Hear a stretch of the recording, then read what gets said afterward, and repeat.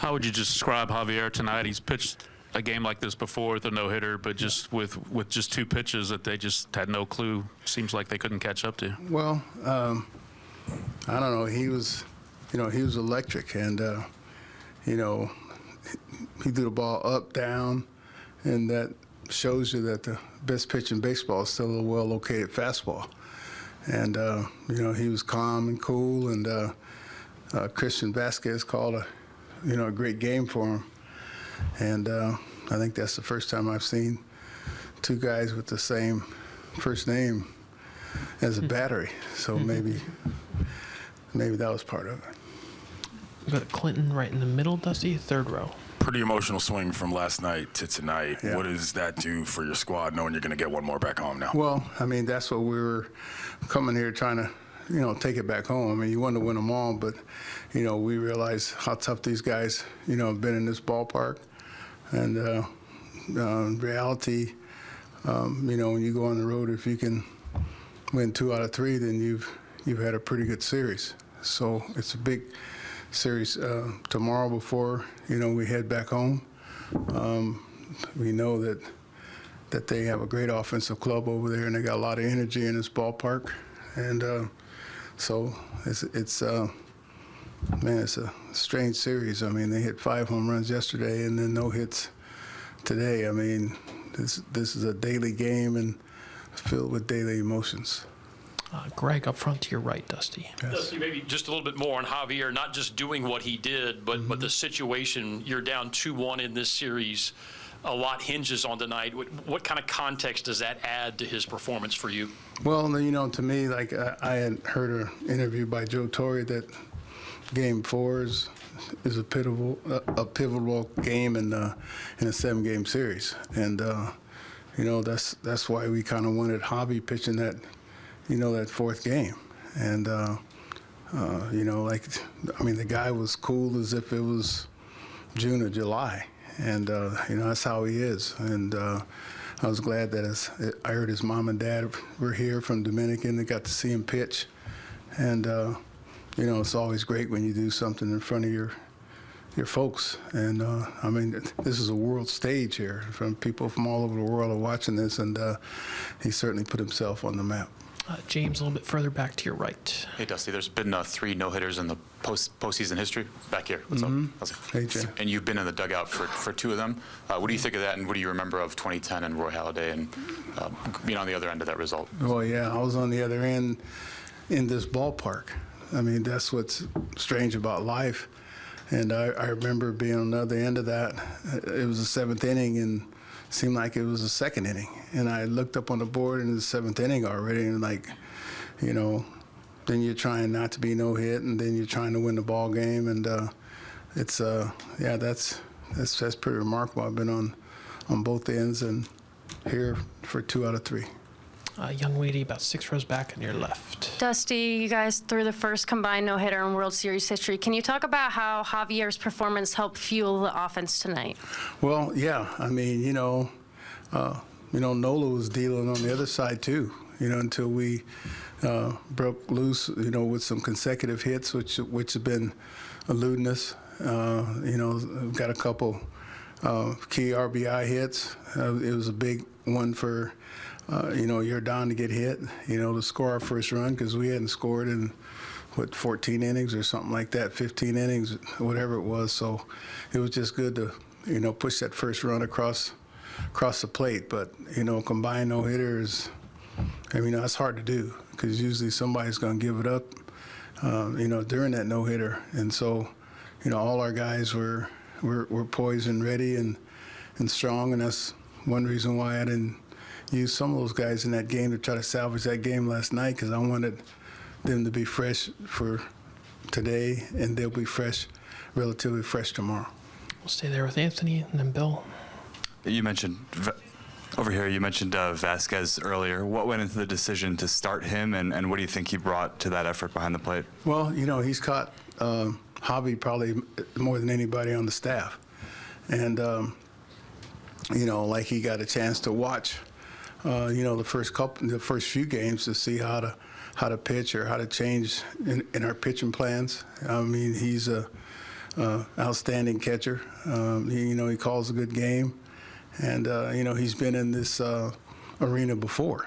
With the Red Sox. So, the decision went in because I got to play him at some point in time, and usually Maldi catches, Verlander, Framber, and McCullers, and he was doing that, before we got Vasquez. So that's what went in my decision. Bill, near the back. Dusty, you mentioned how important this game was. Obviously, you got a guy throwing a no-hitter. How do you determine when the time is to pull him? I don't know that anybody expects, 130 pitches, but obviously he's still pitching pretty well when you took him out.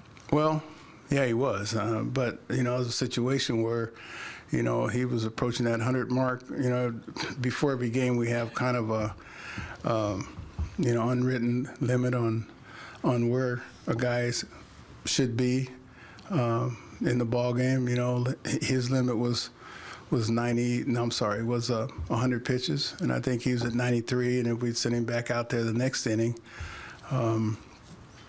he'd have surpassed that maybe in the first hitter. So you don't want to bring a guy out of the bullpen in that situation with a guy on base. I wanted a fresh arm, and our guys have been rested. Our guys hadn't pitched in a couple of days. Our back in the bullpen guys. So it's always tough to take a guy out, but you have to weigh the no-hitter in history versus trying to win this game and get back to 2-2 in the World Series. Did he have that limit knowing you might need him again? Would it have been different if you knew you'd not? No. I think we took him to 115 pitches before, one time during the course of the year, but he hadn't pitched in a while, and all these days off, you lose some endurance, during these many days off that we've had. Go to Scott in the fourth row in the middle here. Dusty, what did you think of Yuli's at bat? I mean, I know it just added another run, but Yeah. He had a down year, and you stuck with him all year, and he hasn't even struck out the whole postseason. Yeah, I mean contact's huge in the World Series, and I have faith in Yuli because Yuli's been on the world stage even before he got, to here. And you're on the world stage in Cuba. Anybody that's ever been to Cuba, man, you gotta play, and you gotta play to eat. And so I just knew that Yuli, was going to come through for us. He's worked hard. He kept his head straight, and that was a big fifth run because you always want to play for that fifth run to keep him out of slam reach. So, it was a big fifth run for us. And then Jason in front of Scott. Dusty, you have such a great appreciation for baseball history. You know the story of Don Larson. Was there anything about this that was uncomfortable for you, taking a guy out of a World Series no-hitter, or is this just baseball in 2022? No, it's baseball in 2022. I mean, if I was the first guy to do that this year, as I recall, I think Dave Roberts had to do that in L.A., with Kershaw. And so you think about, especially a young player, you think about his health and his career as much as you think about that game. And like I said, we had a real fresh bullpen, extremely fresh bullpen, and one of the best bullpens around. So, I had full faith that, that they could do the job. Was there a quick follow-up? Was there a time in your career as a manager where you never could have conceived that a manager would do this, take a pitcher out of a World Series no-hitter? I don't know. I've never been in that position, so I don't know, to tell you the truth. Important thing is we won the game. That's most important. And we're 2-2, and we get to go back to Houston no matter what happens tomorrow. And tomorrow's as big a game as it was today. We'll do two more. Tyler on your left. You've managed for a lot of teams, and I wanted to ask you, what did the Astros do that kind of distinguishes their pitching program? Because they've brought in, they've had a lot of changeover in the last 5-6 years with pitching, and you guys just keep producing these good young arms. What is it about the Astros? Well, like we do have good young arms, and we have a feeder system from the Dominican. A lot of the guys are from from another country, namely Dominican, Venezuela, and Mexico. So we've had a very good scouting system in Latin America. And then, we train them. Our people upstairs, they put them on a program. We have an idea, when they should be in the ball game. It doesn't always work, but it works more times than not. And so, we've developed a system, and a lot of the system was here before I got here, and I just try to continue and enhance what we already have. We'll finish up with Brian on your left.